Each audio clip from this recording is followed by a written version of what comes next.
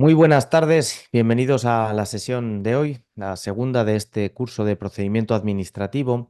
He querido compartir esta pantalla dentro de la Ley 39/2015, la relativa a la disposición final primera, el título competencial. Para explicaros, os dije el otro día que tendríamos que hablar de las bases constitucionales del procedimiento administrativo, cosa que no haremos hoy en profundidad, lo pospondremos para otra sesión, pero sí que quiero advertiros de su localización, al menos en este momento. Veréis, esta disposición final primera, título competencial, establece que la ley es aprobada al amparo de la base 18, en la 18ª del 149. Por tanto, se atribuye al Estado la competencia para dictar las bases del régimen jurídico de las administraciones públicas y competencia en materia de procedimiento administrativo común y el sistema de responsabilidad de todas las administraciones públicas. Luego establece en el apartado tercero un par de aplicaciones única y exclusivamente a la AG, por referirse a ella, los preceptos de Marras, y un segundo apartado que es anulado. No sé si lo sabréis, pero bueno, esta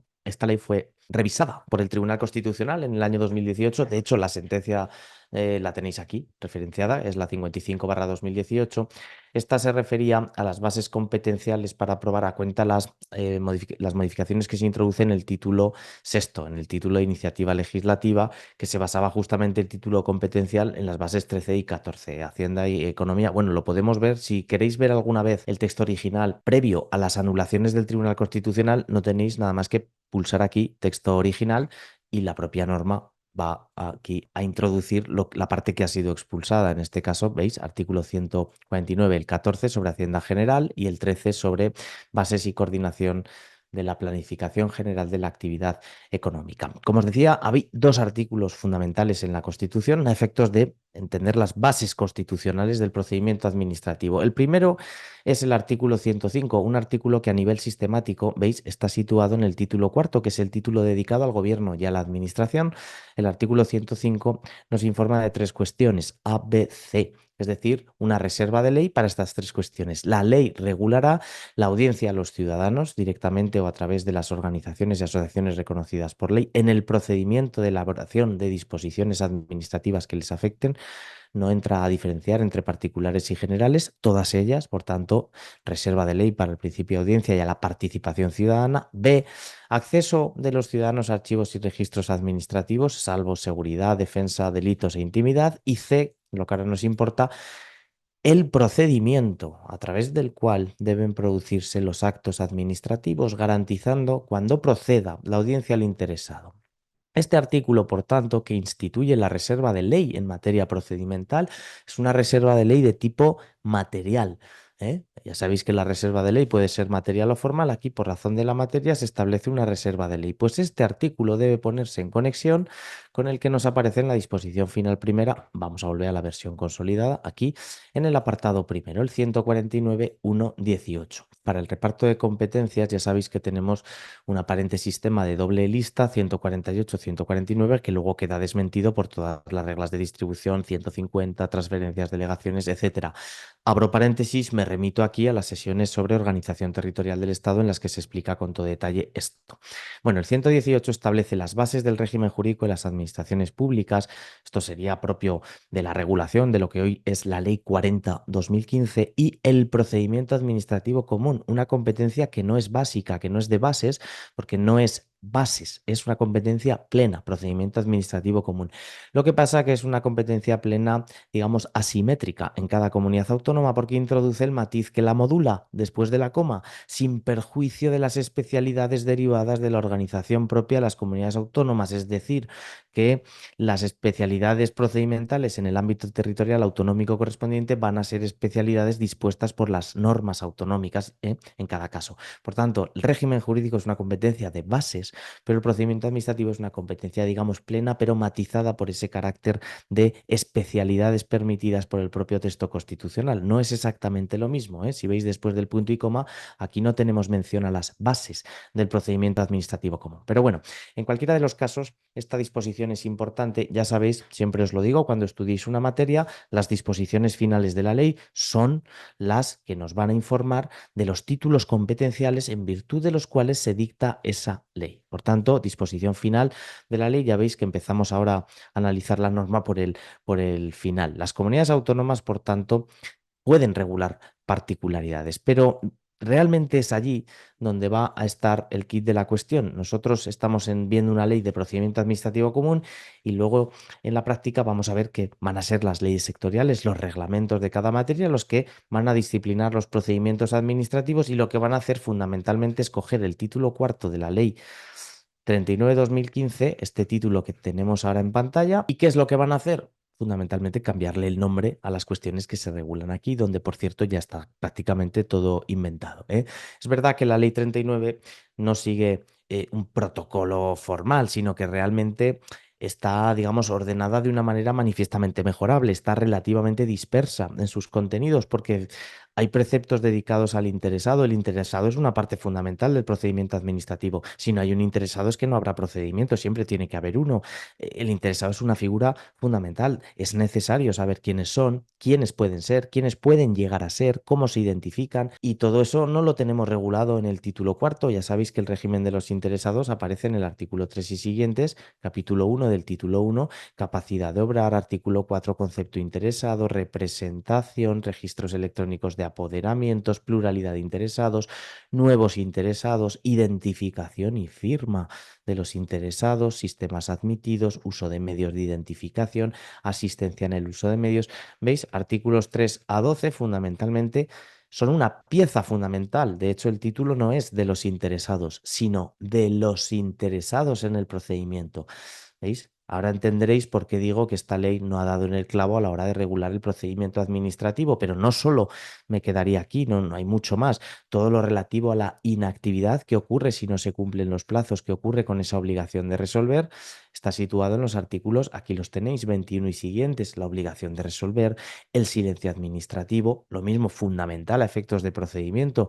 No diré nada ya, no diré nada ya del capítulo dedicado a términos y plazos, que en realidad se llama términos y plazos, pero ya lo veremos, solamente regula plazos, ningún término, a pesar del nombre del capítulo, otro equívoco importante de la ley. Los plazos, cómo se calculan, cuáles son, días hábiles, naturales, meses, horas, fines de semana, festivos, días feriados, todo eso, todo lo relativo a los plazos es una parte importantísima, fundamental del procedimiento administrativo. Y no diré nada de todo el régimen de notificaciones administrativas, artículo 40 y siguiente. Este artículo 40 que establece la regla general de notificación en el plazo de 10 días de aquellas decisiones administrativas que se adopten. ¿Qué es la notificación administrativa? ¿Qué es realmente si no es una secuela del procedimiento administrativo? Notificación o, en su caso, publicación sustitutiva o complementaria. Llegado el caso, también podría llegar a ser artículos 40 a 45. Como veis, esta ley, en ese sentido, a nivel sistemático, pues es un poco desastre. No sé si decir cajón desastre o simplemente desastre. Muchas cosas que afectan al procedimiento administrativo que no están reguladas en el título dedicado al procedimiento administrativo, que es el título cuarto, ¿eh?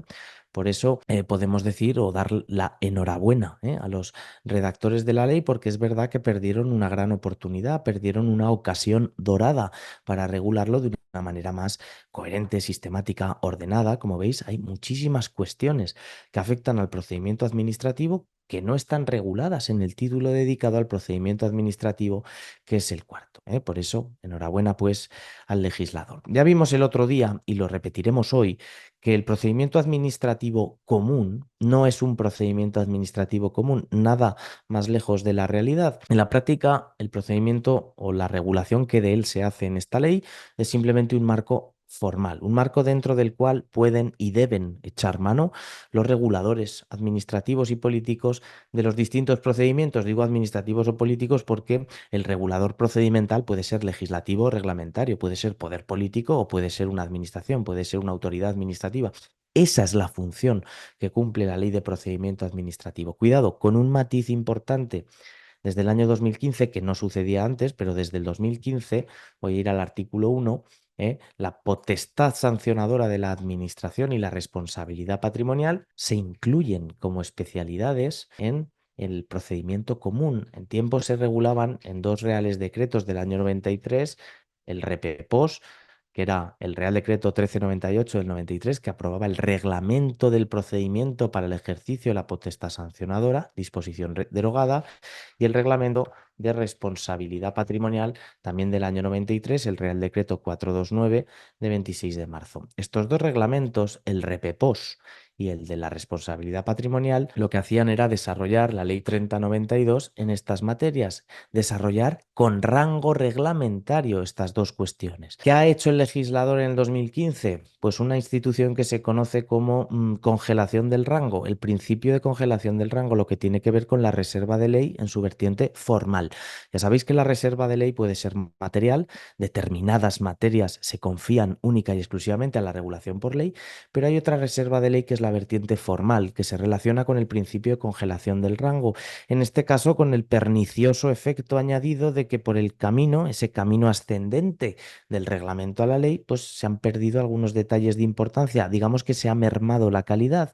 Hemos subido de grado de visibilidad, ahora es legal, ahora es una ley, ya no es reglamentaria, pero algunos contenidos importantes se han perdido por el camino.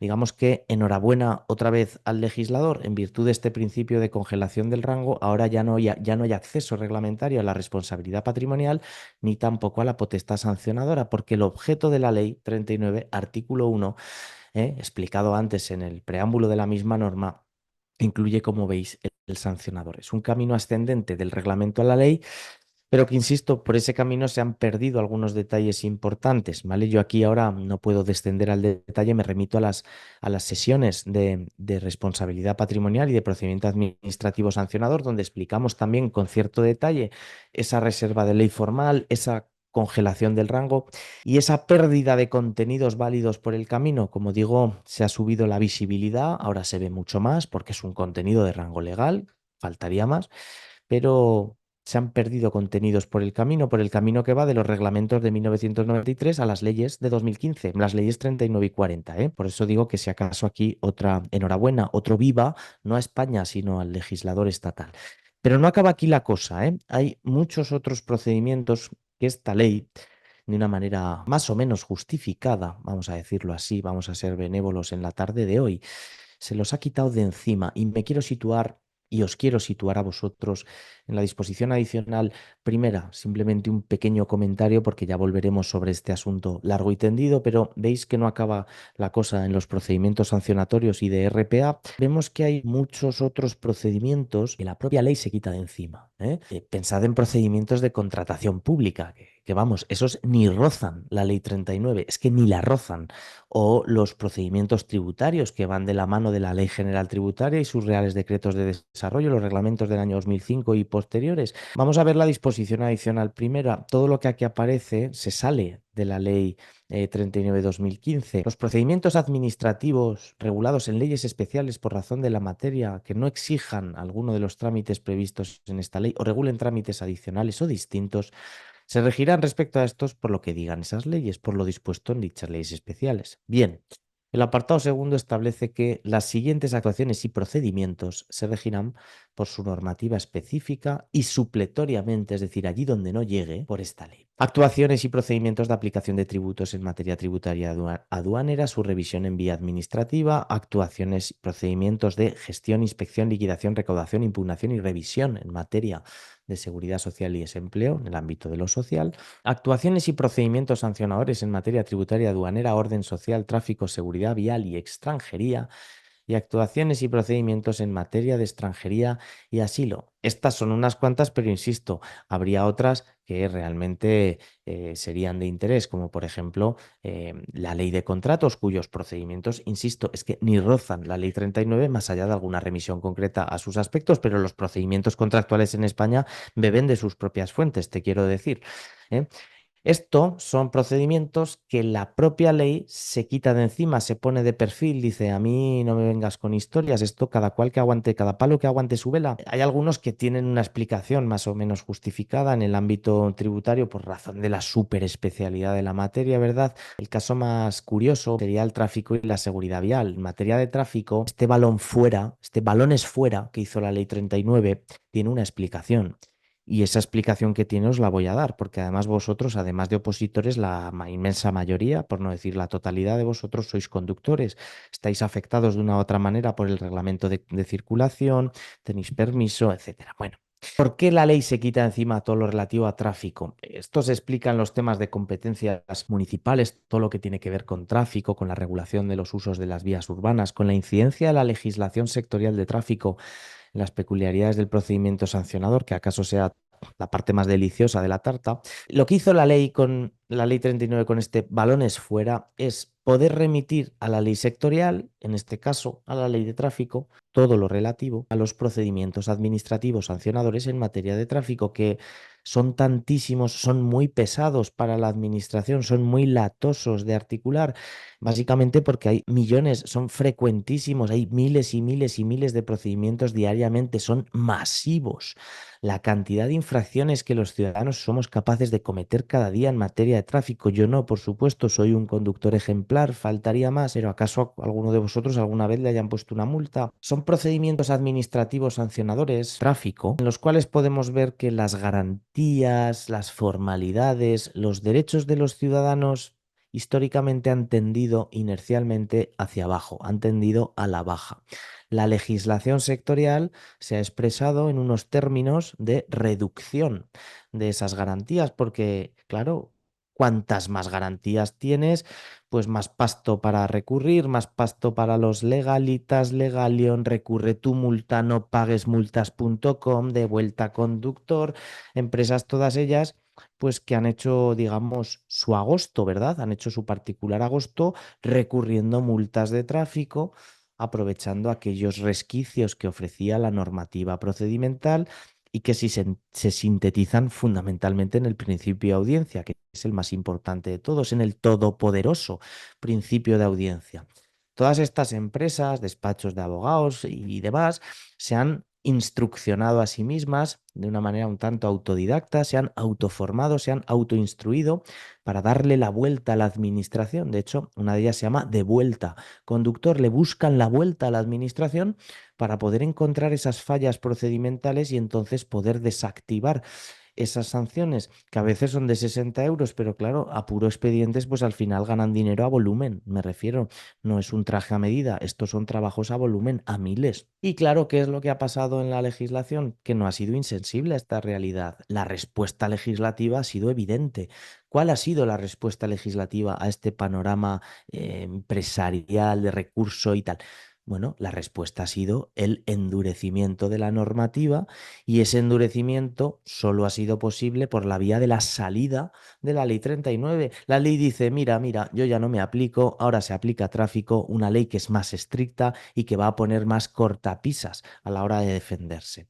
Esto sucede en tributos, sucede en extranjería, sucede en procedimientos disciplinarios de los empleados públicos, tan expeditivos. Hay poquito en el EBEP, muy poquito en el EBEP. De disciplina funcionarial no tenemos prácticamente nada. En el TREBEP, en el texto refundido del Estatuto Básico, hay muy poca chicha. La enjundia, la realidad de las cosas, lo potente es la reglamentación. Los reales decretos de la Administración del Estado son las normas que verdaderamente regulan la disciplina funcionarial. Son a ellas a las que nos tenemos que fijar, ¿eh? Esto pasa también en otro tipo de procedimientos, pues en materia de expropiación forzosa.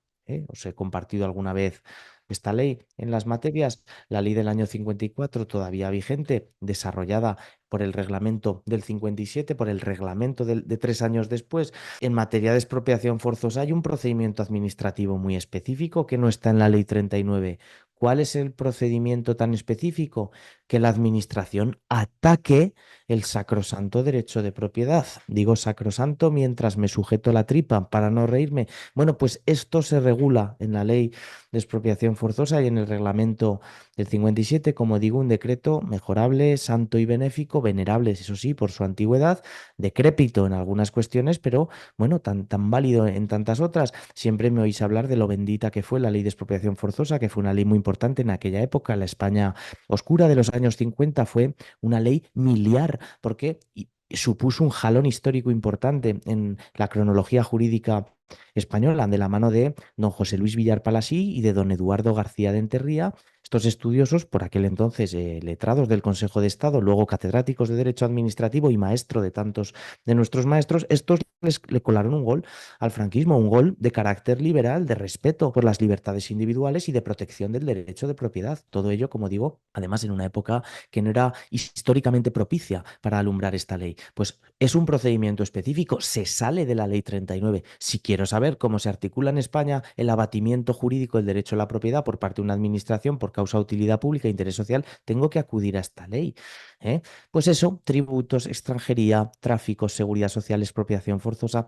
En materia de subvenciones, por ejemplo, las bases reguladoras de cada subvención, las convocatorias, luego las convocatorias puntuales de cada procedimiento son las que van a regular efectivamente esa cuestión. ¿Veis? Todo esto se sale de la ley 39. Por eso la disposición adicional primera también es importante en la remisión que hace a todas estas materias. Todas estas se salen de la ley 39, desbordan su regulación, digamos, por una suerte de incapacidad manifiesta que ha sido declarada motu proprio por la propia normativa, por el propio legislador. Es decir, ha dicho la ley, mira, yo esto no lo regulo, yo me salgo de aquí, yo os espero fuera, yo me quito de encima. Entonces, quiero que seáis conscientes de la existencia de todos estos procedimientos administrativos que son derecho administrativo procedimental, pero que son especiales y que se van a regir por sus propias normas, ¿eh?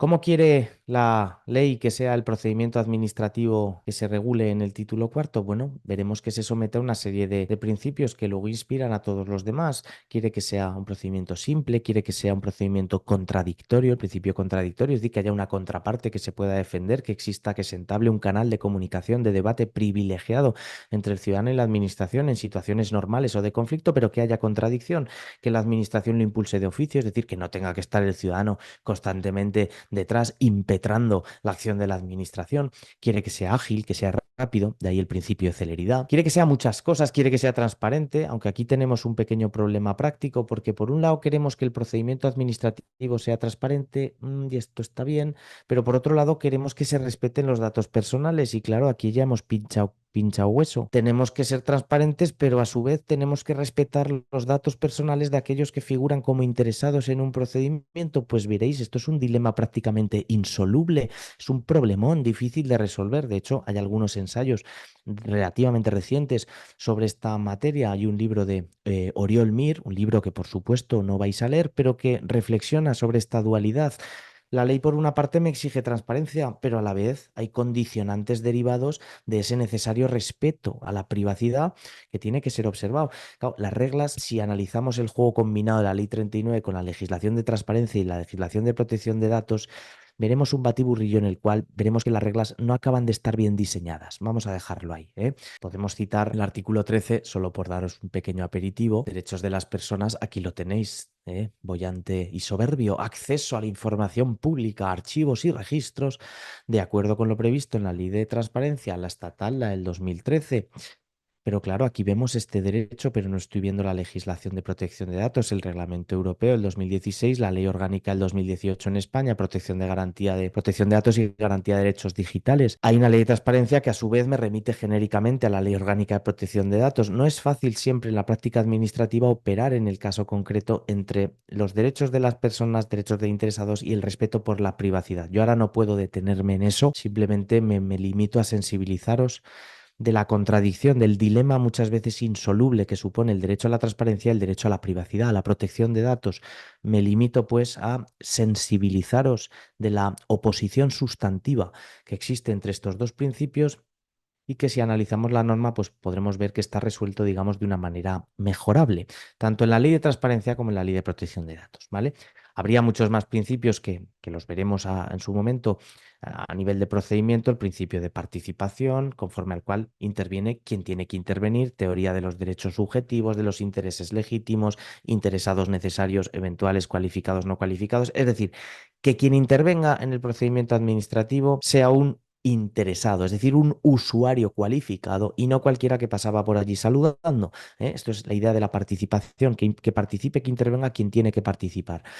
Principio de gratuidad, por supuesto, un principio de gratuidad que veremos cómo la práctica excepciona, ya que no es incompatible con la necesidad o la obligación de satisfacer ciertos ingresos de derecho público que puedan responder al coste o al sobrecoste en que deba incurrir la administración a la hora de tomar una decisión administrativa. Estoy pensando por las tasas por realización de actividades, la práctica de pruebas, etcétera. Todo esto no es gratis. Hay un principio de gratuidad, pero no todo es gratis, ¿eh? En definitiva, procedimiento administrativo, Ley 39, en esta andadura, en este viaje que comenzamos ahora. Yo quiero acabar la sesión de hoy con esta llamada de atención que ya hacía el otro día, con un pequeño homenaje, una defensa, una vindicación de la figura del procedimiento administrativo. Yo quiero que en este curso aprendáis procedimiento administrativo, lo entendáis, lo interioricéis. Yo os voy a ofrecer el procedimiento administrativo, más que un ofrecimiento, es una ofrenda. Os lo voy a ofrendar, estimados alumnos, este procedimiento. Y alguno dirá, hombre, pero ¿a qué fin semejante discurso? ¿Por qué tanta solemnidad, tanta pompa?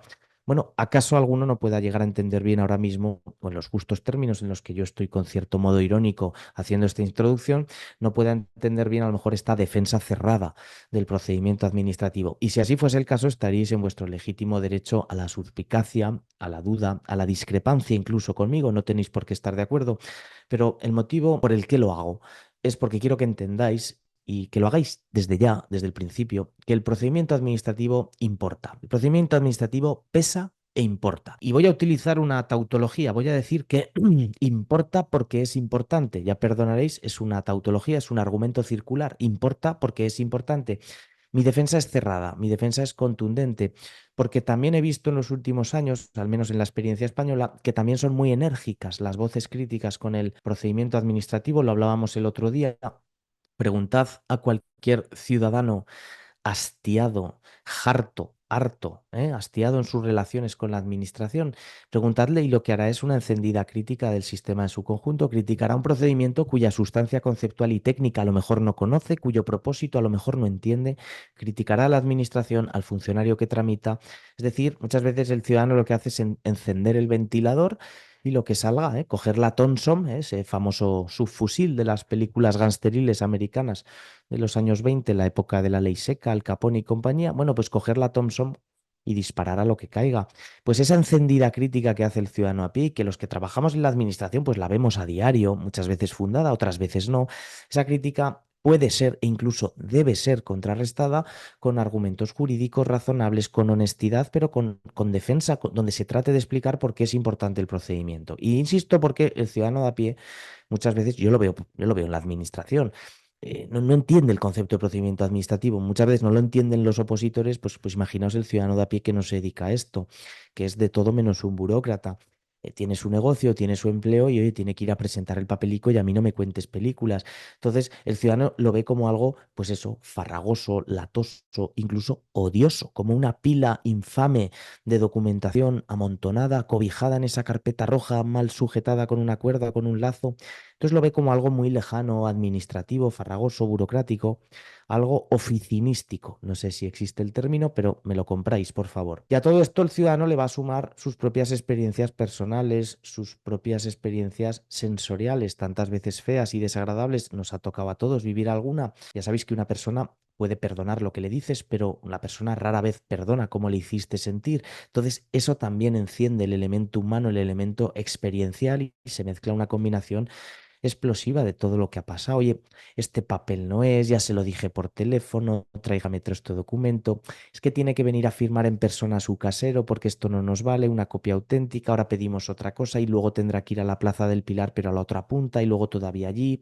Entre medio tiene que hacer el pino, pero lo que hacer con los brazos cruzados. Definitiva, el famoso vuelva usted mañana, de la obra de Larra. Estoy exagerando muchísimo, espero que se entienda el tono irónico.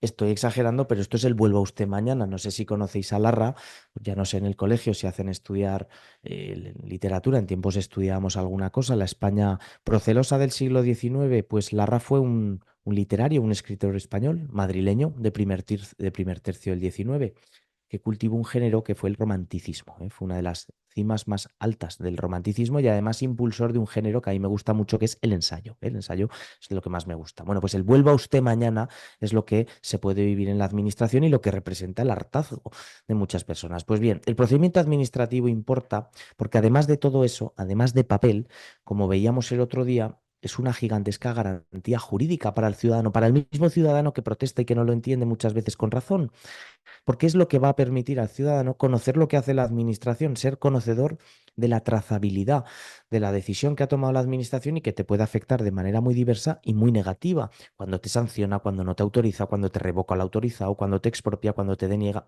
cuando te cobra impuestos, cuando lo que sea. ¿Eh? Sabéis que el derecho administrativo, siempre explicamos, está constituido con potestades y con garantías. ¿Eh? Potestades, lo que puede hacer, y garantías, lo que debe proteger.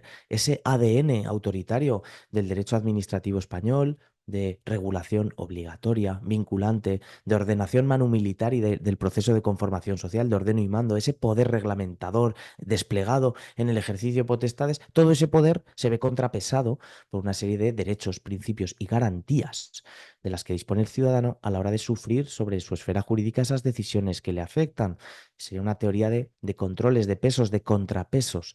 Por eso es una garantía y por eso es importante, ¿eh? El procedimiento administrativo en sí mismo considerado, per se, es un poderosísimo instrumento de garantía. Por eso, creedme cuando os digo que es tan importante, y aunque solo sea como opositores, aunque os importe un auténtico pimiento cómo de bien o cómo de mal funcione la administración, aunque solo lo hagáis por vuestro interés particular, egoísta pero legítimo y bienvenido, que es de aprobar una oposición, aunque os importe un bledo si el Ayuntamiento de Zaragoza actúa bien o mal, si el Ministerio para la Transición Ecológica actúa bien o mal, si se ha licitado el contrato de servicios de limpieza respetando no la jurisprudencia del TJUES o las reglas de división en lotes, si os importa todo un bledo, aunque os dé todo igual, aunque seáis insensibles a todo lo que os rodea, aunque solo sea como opositores, hacedme caso, aunque solo sea por vuestro profundo deseo de aprobar la oposición, quiero que entendáis el procedimiento, que lo respetéis, que lo interioricéis, que lo hagáis valer en todo momento, pero especialmente el día de vuestro examen, el día del examen, especialmente en los exámenes que son de desarrollo de tipo práctico. También en los test, ahí es donde no se puede fallar con el procedimiento administrativo. Por eso yo os animo a una esmerada y atenta preparación de las leyes de procedimiento. Abrid la ley, leedla, subrayarla, memorizarla, volverla a leer, releerla una y mil veces si es preciso, pero sobre todo entenderla, interiorizarla, asumir sus contenidos, asumir las dimensiones de la importancia que para vuestra oposición tiene este constructo intelectual, esta figura, esta construcción ideal que se ha dado en denominar procedimiento administrativo, ¿eh? No solo leerla y entenderla, para eso también está el curso, detectaremos la problemática que alberga en cada paso.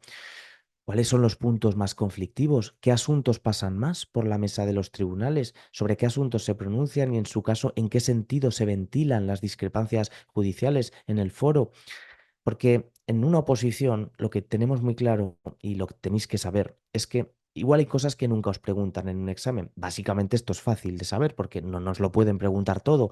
Si me preguntan por la situación administrativa, un funcionario del ministerio, o me preguntan por un proyecto de reparcelación urbanística, pues entonces no me preguntan por la liquidación de una plusvalía o por la comisión de servicios de no sé qué.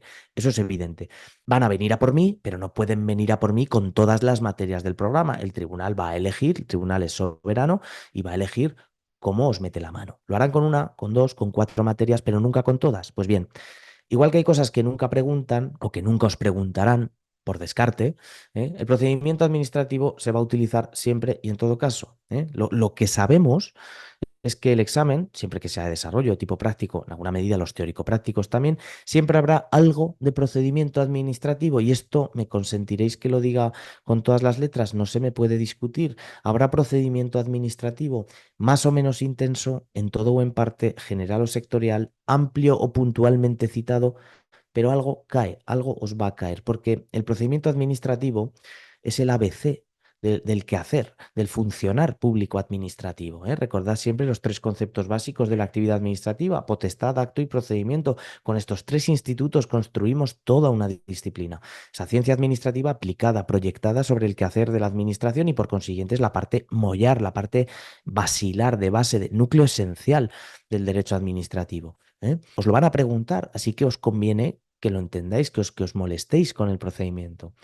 Allí donde la administración o sus agentes ejerza una potestad administrativa allí donde la administración adopte actos y acuerdos, dicte resoluciones, elabore y apruebe reglamentos, celebre contratos, gestione su patrimonio, sancione a un sujeto, despida a un personal laboral, allí donde se multe, se licite, se expropie, se subvencione, se contrate, se liquide un tributo, cualquier cosa que haga la administración, habrá procedimiento administrativo. Siempre, precisamente a veces los exámenes de oposición basan sus enunciados en supuestos consistentes en la ausencia de procedimiento administrativo, en la quiebra del procedimiento. Y entonces, claro, le pedimos al opositor que nos informe de las consecuencias de todo esto. ¿Qué efectos podemos predicar de tal o cual omisión procedimental? Ha podido faltar un trámite nada pequeñito, lo que se llama un quítame allá esas pajas, ¿no? Una cosa insignificante. ¿O ha podido faltar un trámite potente, preceptivo, esencial? ¿Ha podido omitirse del todo? Tomar la decisión administrativa incurriendo en vía de hecho, se ha adoptado a la buena de Dios, a las bravas, por artículo 33, sin justificación, sin acomodo formal, sin seguir ningún procedimiento. Pero incluso aunque me preguntaran eso en un examen, siempre hay un elemento procedimental, por activa o por pasiva, porque se ha cumplido o se ha cumplido defectuosamente la vertiente jurídico-formal del asunto, la otra cara del ejercicio de la potestad sustantiva, es decir, la potestad adjetiva, la actividad formal, el procedimiento con mayúsculas. Creedme, lo tendremos siempre, ¿eh? En cualquier examen. Eso es importante que lo interioricéis. Allí donde la administración actúe, allí donde una administración pública se haga presente en sociedad, ella directamente o a través de terceros intermediarios, agentes, concesionarios, colaboradores de todo tipo, por banal e insignificante que sea la decisión administrativa adoptada, por estrecha que sea la sombra de su actuación, siempre habrá un procedimiento. Allí donde la administración deba adoptar una decisión, donde deba mover un solo papel de mesa a mesa, habrá procedimiento. Y si estamos en legislación sectorial, exactamente igual. Allí donde la legislación sectorial a considerar en cada caso reclame ser aplicada, tres cuartos de lo mismo. Habrá un procedimiento de tipo sectorial, lo que queráis, pero procedimiento al fin y al cabo, ¿vale? Esto explica lo que veíamos el otro día, que no hay un único procedimiento, sino miles de procedimientos administrativos cuyas piezas básicas se enuncian en esta ley de procedimiento, pero cuya pormenorización, cuyo desarrollo se encomienda por esta misma ley a cada administración. Y ya sabemos que en España no hay una administración, sino miles. 8.100 municipios, diputaciones, otros entes locales, 17 comunidades autónomas, 2 ciudades autónomas, la Administración General del Estado, central, periférica, la AGE en el exterior. Pues anda que no tenemos cosas. En definitiva, aunque solo sea por vuestro interés en la oposición, siempre que hagáis un examen va a haber un procedimiento administrativo. Yo creo que con esto os lo estoy diciendo todo. ¿No puedo ser más pesado? Bueno, sí, siempre se puede, pero no quiero. Creo que se entiende bien la idea, ¿eh? Creo que ha quedado bien. Tenéis que dominar el procedimiento, ¿eh? Me he colocado con los dedos, dominarlo, ¿eh? O las vais a pasar verdaderamente canutas. Yo creo que en España no hay posibilidad de aprobar una oposición práctica, al menos de las llamadas de administración general, sin, oye, conocer mínimamente los rudimentos, los principios, los resortes del procedimiento administrativo. Y una vez que conozcamos el armazón procedimental, una vez que esté fijado ese andamio, el andamiaje conceptual, entonces, y solo entonces, podemos ir al detalle, al conflicto, al infinito pormenor, a todo lo que sucede en la práctica diaria, al problema, a la aplicación conflictual del procedimiento aterrizado en el caso concreto. Y entonces podremos ya, pues, especular sobre lo que ha pasado en ese supuesto. Pues, ¿se ha notificado correctamente o no al interesado? ¿Se le ha dado plazo? ¿Ha podido defenderse? ¿Esa subsanación realizada fuera de plazo nos vale o no nos vale? ¿Se ha prescindido del procedimiento? ¿Se ha omitido un trámite? Pero bueno, lo podemos dejar pasar, es una irregularidad no invalidante, no tiene efectos. ¿Qué efectos predicar de una ausencia puntual de procedimiento? ¿Qué analogías podemos utilizar? ¿Hay reglas previstas en las solicitudes que me valen también para recursos o al revés, reglas o previsiones de los recursos que me valen para trámites ordinarios o solicitudes? ¿Cómo podemos luego incardinar el régimen de declaraciones responsables y comunicaciones previas a la vista de la normativa de servicios? O si la renuncia de acciones de un interesado en vía administrativa afecta a la vía judicial. Esto pasa mucho en tráfico. Renuncio a acciones, me beneficio del pronto pago y a correr. ¿Qué medida queda vinculado un particular? ¿Puede el interesado desdecirse en vía judicial respecto de lo defendido y posicionado ante la administración? ¿Qué grado de secuencia, de coherencia se le puede exigir? Es decir, mil problemas que se van a plantear. Y en legislación sectorial, reintegro, ¿ha prescrito por transcurso del plazo? ¿No ha prescrito? Materia tributaria, esto ha caducado, se nos ha olvidado, podemos reactivarlo, retomarlo, reiniciarlo, reanudarlo de alguna manera. Ya sabéis que la reanudación va a retomar el plazo, pero el reinicio pone el contador a cero. Reinicio, volver, inicio, reiniciar, volver a iniciar el plazo. Por tanto, o si la resolución que hemos adoptado está bien acordada o mal, se apoya en derecho o no, se ve afectada por vicios de legalidad o no, todas las figuras de invalidez y de conservación de actos y trámites que están viciados, pero solo un poquito, no del todo, que si no es fácil. ¿Cómo introducir esos elementos de valoración, compatibilizando por una parte la conservación de actos con el principio de eficacia administrativa, principio de legalidad, ejercicio de potestades regladas, es decir, consecuencias prefijadas en la norma? ¿En qué medida se nos permite hacer o no tabla rasa en un procedimiento? O al revés, cuando nos lo hemos cargado de todo, cuando tenemos que hacer una bola de papel con el procedimiento y encestar a la papelera más cercana porque no hay manera de salvarlo. En asuntos procedimentalmente muy tasados, ámbito sancionador, se han respetado las garantías del sancionado, se le ha producido indefensión, se han respetado sus derechos, se han quebrantado, en su caso, cómo reparar eso o cómo imbricar las especialidades procedimentales del ámbito local, del ámbito autonómico, cuando contradicen legislación general. ¿Cuál es el papel del reglamento a la hora de establecer requisitos como la tramitación electrónica de los procedimientos? ¿Hasta dónde puede llegar? ¿Se puede pasar de frenada? Y en su caso, ¿cuándo? O todo lo más reciente relativo a la administración electrónica, todos los pormenores que os podáis imaginar, la tramitación necesariamente electrónica de los procedimientos anunciada por la ley como necesaria, pretendidamente telemática, impepinable, pero solo pretendidamente con mil matices, como veremos. En definitiva, el problema concreto, el expediente singular, el caso práctico del examen, el test, el enunciado, el supuesto, de hecho, el que sea un procedimiento aisladamente considerado o un procedimiento puesto en conexión con otra materia del programa de las que llamaríamos sectoriales, pues me da igual función pública, que tributos, que contratos, medio ambiente, urbanismo, ordenación del territorio, lo que corresponda en cada caso. ¿eh?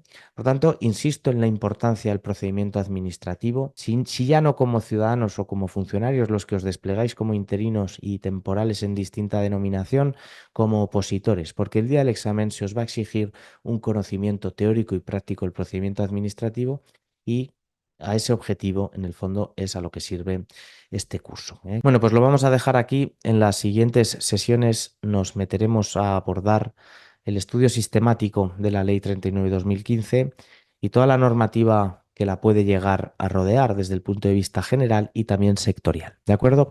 Bueno, pues espero que haya sido de alguna utilidad esta sesión introductoria y nos vemos en la siguiente clase. Que tengáis muy buena semana y hasta luego. Un saludo. Adiós.